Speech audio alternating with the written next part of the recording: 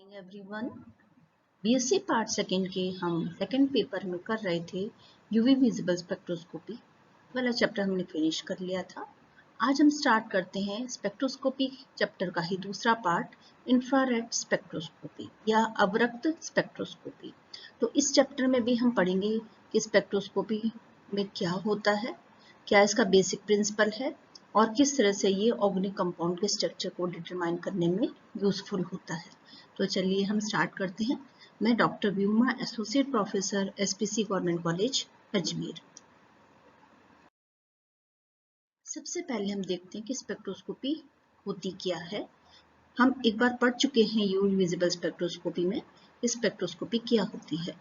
उसी का ही second part है आईआर स्पेक्ट्रोस्कोपी।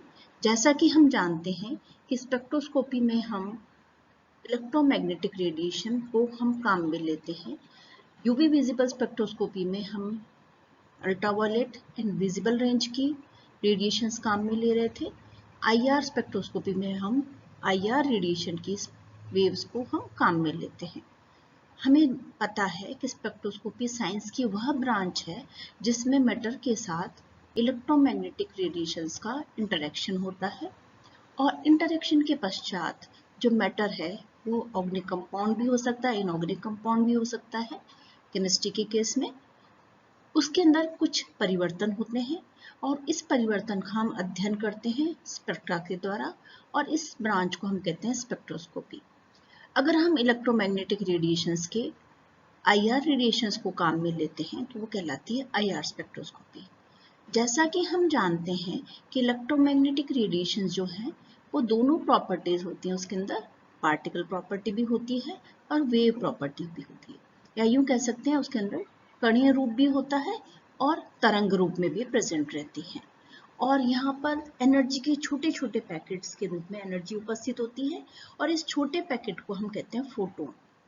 एनर्जी और वेव लेंथ या फ्रीक्वेंसी के बीच में जो रिलेशन होता है इस तरह से E is equal to h nu. यहाँ पर H प्लैंक्स कांस्टेंट है और न्यू फ्रीक्वेंसी है। फ्रीक्वेंसी यानी किसी एक पॉइंट से गुजरने वाले साइकिल्स पर सेकेंड्स की संख्या फ्रीक्वेंसी होती है। अगर हम इसको वेवलेंथ के फॉर्म में देते हैं तो E is equal to h c upon lambda हो जाता है। यानी एनर्जी और तरंग दैर्घ्य के बीच में इनवर्स रिलेशन होता है या व्युत्पन्न रिलेशन होता है। उसके अंदर एनर्जी अगर कम होती है तो वेवलेंथ ज़्यादा होती है और वेवलेंथ अगर कम होती है तो एनर्जी ज़्यादा होती है। इस तरह इन दोनों के बीच में इनवर्स रिलेशन होता है। जब हम किसी पदार्थ पर इलेक्ट्रोमैग्नेटिक रेडिएशंस डालते हैं या उसका इंटरेक्शन करवाते हैं तो वह पदार्थ इलेक्ट्रोमैग्नेटिक रेडिएशन के फोटोन को एब्जॉर्ब करता है कुछ स्थान से और उन एनर्जी को एब्जॉर्ब करके मॉलिक्यूल या पदार्थ के अंदर कुछ परिवर्तन होते हैं। अगर एनर्जी बहुत ज़्यादा होती है तो इलेक्ट्रॉन एक एनर्जी लेवल से दूसरे एनर्जी लेवल में शिफ्ट हो जाते हैं, चले जाते हैं, जिसको कि हम इलेक्ट्रॉनिक ट्रांजिशन कहते हैं, जैसा कि हमने यूवी विजिबल स्पेक्ट्रोस्कोपी में पढ़ा था। आईआर स्पेक्ट्रोस्कोपी में होता क्या है, एनर्जी काफ़ी कम होती है और इलेक्ट्रॉन का एक लेवल से दूसरे लेवल में ट्रांसफर नहीं हो सकता है। इतनी कम एनर्जी होती है कि इलेक्ट्रॉन जो कि बॉन्ड बनता है, कोवेलेंट बॉन्ड दो इलेक्ट्रॉन्स के ओवरलैपिंग से बनता है, दो एटॉमिक ऑर्बिटल के ओवरलैपिंग से बनता है मॉलिक्यूलर ऑर्बिटल, जिसमें कि दो इलेक्ट्रॉन उपस्थित होते हैं।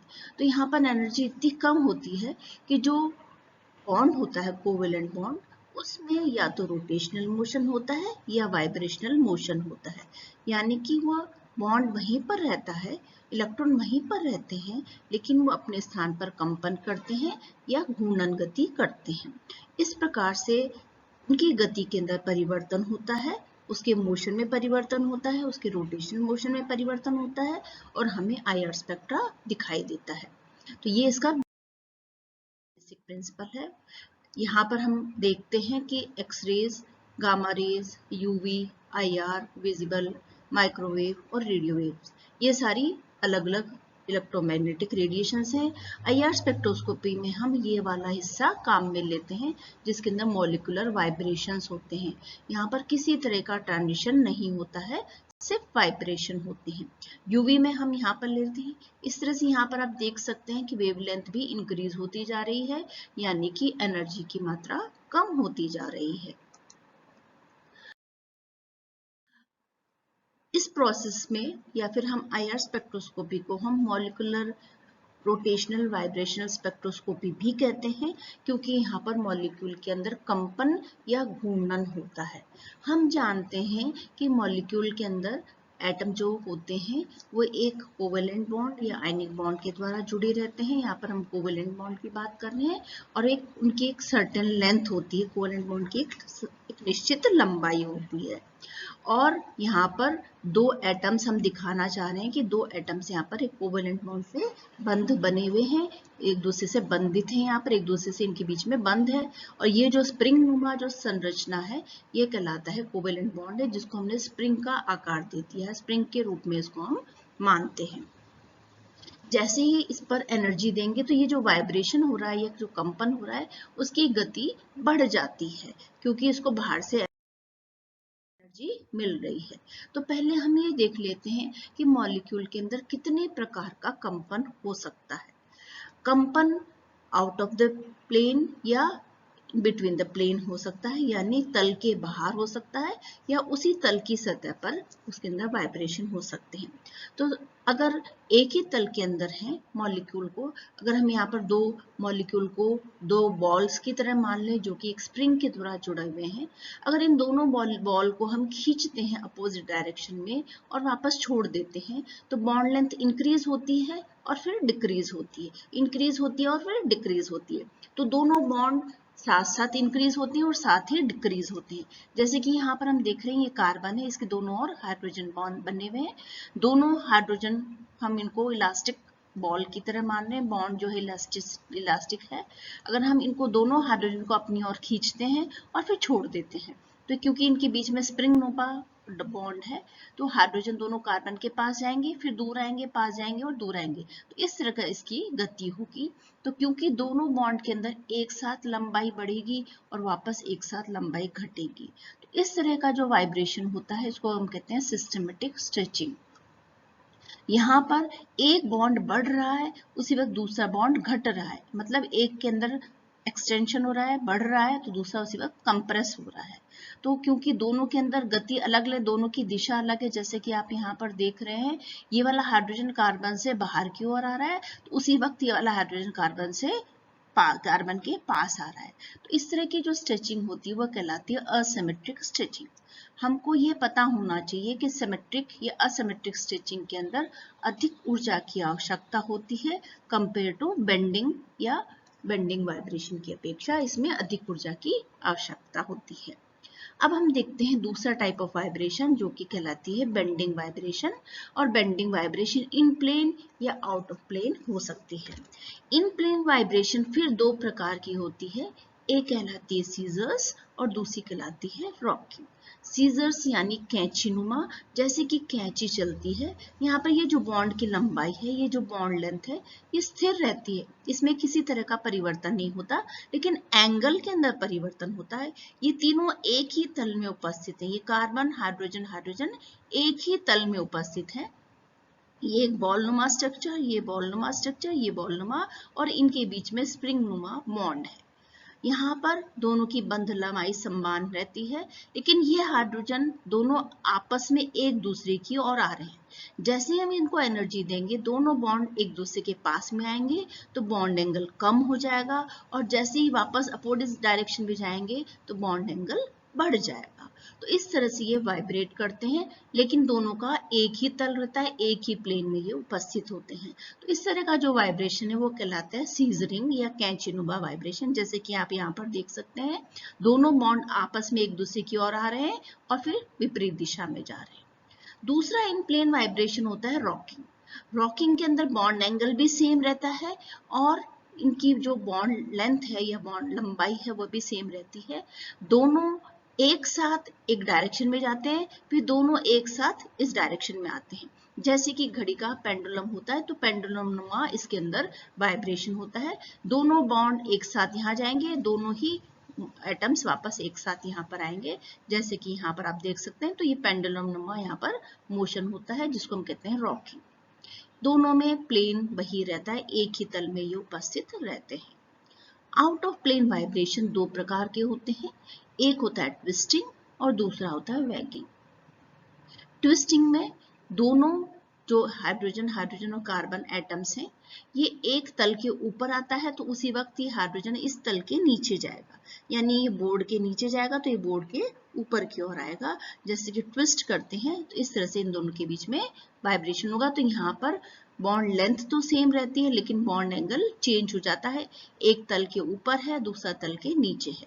जब दोनों बराबर एक तल में आ जाते हैं, फिर एक तल के ऊपर चला जाता है और दूसरा तल के नीचे चला जाता है, तो इस तरह का वाइब्रेशन कहलाता है ट्विस्टिंग। वैगिंग वाइब्रेशन के अंदर, जैसे कि हम गेट खोलते हैं, मेन दरवाजा खोलते हैं गेट, तो कैसा होता है कि दोनों बाहर जाते हैं और दोनों एक साथ अंदर की ओर आते हैं, यानी दोनों एक साथ तल के नीचे जाते हैं और दोनों एक साथ तल के ऊपर आते हैं। दोनों बॉन्ड, यहाँ पर बॉन्ड एंगल चेंज नहीं होता है, लेकिन दोनों का तल चेंज हो जाता है, बॉन्ड लेंथ चेंज नहीं होती है।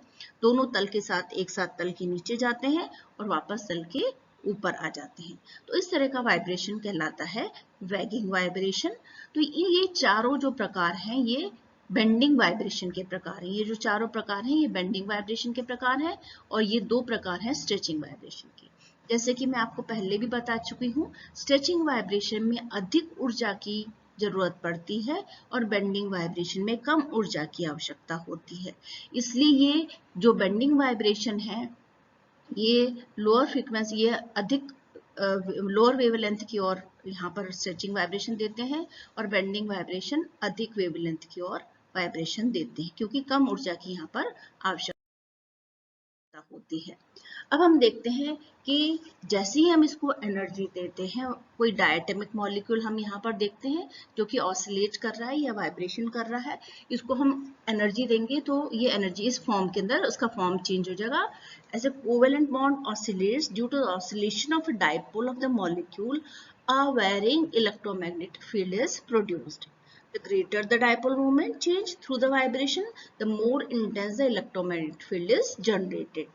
क्योंकि यहाँ पर दो पोल बन गए हैं, दोनों पोल के अंदर डाइपोल होता है, इलेक्ट्रोमैग्नेटिक रेडिएशंस से प्रोड्यूस होंगी, और हमको जिससे डाइपोल मोमेंट में जितना अधिक चेंज होगा वाइब्रेशन के थ्रू, उतना ही हमको इंटेंस बैंड यहाँ पर दिखाई देगा। तो यहाँ पर ये आवश्यकता होती है आईआर स्पेक्ट्रोस्कोपी के अंदर कि डाइपोल डेवलप हो। अगर डाइपोल मोमेंट वहां पर जीरो हो जाता है, वो तो आईआर बैंड हमको दिखाई नहीं देगा। तो आईआर स्पेक्ट्रोस्कोपी के लिए बेसिक जो आवश्यकता है कि वो है कि बॉन्ड के अंदर कंपन हो, और कंपन के कारण उस मॉलिक्यूल के अंदर, उस बॉन्ड के अंदर डाइपोल डेवलप हो जाए। डाइपोल यानी कि एक नेगेटिव पोल और एक पॉजिटिव पोल, तभी वह हमको आईआर पीक दिखाई देगा। अगर वहां पर डाइपोल नहीं है या डाइपोल जीरो है, तो वो आईआर इनएक्टिव होगा, वो मॉलिक्यूल आईआर इनएक्टिव होगा। तो आईआर एक्टिव होने के लिए यह जरूरी है कि वहां पर डाइपोल डेवलप हो। हम देखते हैं कि यहाँ पर जैसे हमने ये ऑसिलेटिंग इलेक्ट्रो एटम है, मॉलिक्यूल है, हम इलेक्ट्रोमैग्नेटिक रेडिएशंस देते हैं, बाहर से यहाँ पर कपलिंग हो रही है, कपल्ड वेव बन जाती है। ये वेव हम बाहर से दे रहे हैं, इनके बीच में, तो दोनों ऐड हो जाते हैं। ऐड होने के बाद हमको ये कपल्ड वेव दिखाई देती है। When a wave of infrared light encounters this oscillating electromagnetic field generated by the oscillating dipole of same frequency, the two waves coupled and IR light is absorbed. The coupled wave now vibrate with twice the amplitude IR beam from the spectrophotometer, and we will get a peak, or we will get a IR peak in IR spectrum. जो IR spectrum होता है, IR spectrum हम इस तरह से show करते हैं। यहाँ पर हम फ्रीक्वेंसी और परसेंटेज ट्रांसमिटेशंस के बीच में वेव जो कर्व है वो प्लॉट करते हैं। हमको पता है frequency is equal to 1 upon lambda, nu is equal to 1 upon lambda. तो अगर हम यहाँ पर लैम्डा शो कर रहे हैं, तो यहाँ पर हम फ्रीक्वेंसी शो करेंगे, और ये हमारा परसेंटेज ट्रांसमिटेंस है। तो हमको इस तरह से पीक यहाँ पर दिखाई देती है। और ये है IR स्पेक्ट्रा, हम वेव नंबर से शो करें। यहाँ पर x axis of the IR spectrum is units of wave number of nu, which is the number of waves per centimeter in units of centimeter inwards. E हमको पता है E is equal to h nu और E is equal to hc upon lambda। तो यहाँ पर wave number और frequency के बीच में हम कर्व प्लॉट करते हैं।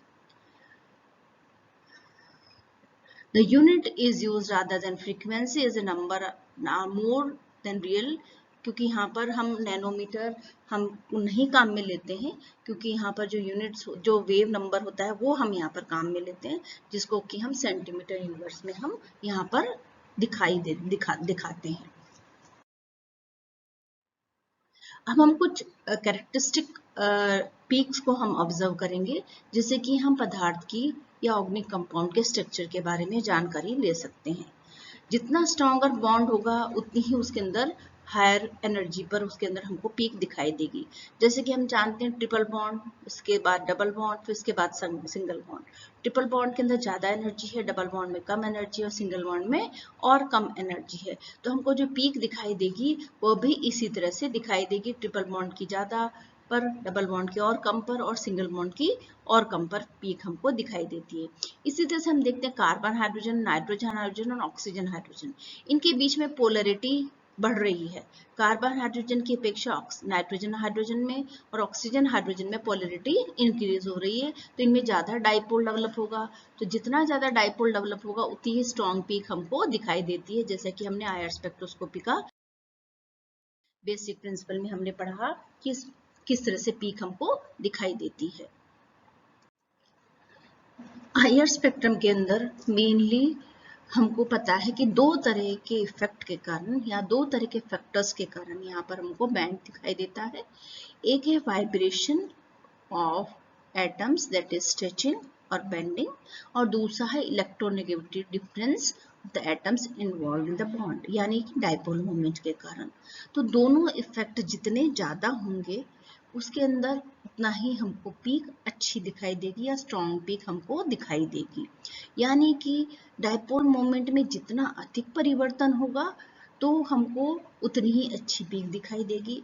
इसी तरह से इनके अंदर बेंडिंग वाइब्रेशन या स्ट्रेचिंग वाइब्रेशन होगी तो उसकी इलेक्ट्रोनेगेटिविटी डिफरेंस के कारण यहाँ पर जो एटम्स इन्वॉल्व है बॉन्डिंग के अंदर उनके डाइपोल मोमेंट में भी अधिक परिवर्तन होगा। हम जानते हैं कि स्ट्रेचिंग में ज्यादा डाइपोल मोमेंट में परिवर्तन होता है कंपेयर टू बेंडिंग।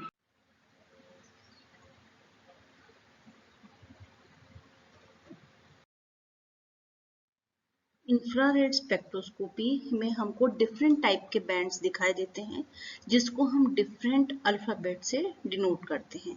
जैसे स्ट्रॉन्ग बैंड होता है, ये स्ट्रॉन्ग पीक दिखाई देती है तो उसको हम S से डिनोट करते हैं, स्मॉल s से। मीडियम पीक होती है तो उसको हम M से डिनोट करते हैं, और बिल्कुल वीक पीक होती है तो उसको हम W से डिनोट करते हैं। इसी तरह से ब्रॉड पीक होती है, मतलब चौड़ी पीक होती है, तो उसको हम BR से डिनोट करते हैं। और पीक में क्या है, जितनी स्ट्रॉन्ग पीक होगी उसका ट्रांसमिशन उतना ही लो होगा। जैसे 0 to 35 ट्रांसमिटेंस होगा तो स्ट्रॉन्ग पीक होगी, 75 to 35 होगा तो मिड हाइट की पीक होगी, और 90 to 75 होगा तो वीक पीक हमको दिखाई देगी। तो नेक्स्ट लेक्चर में हम पढ़ेंगे डिफरेंट फंक्शनल ग्रुप के IR स्पेक्ट्रम। Thank you.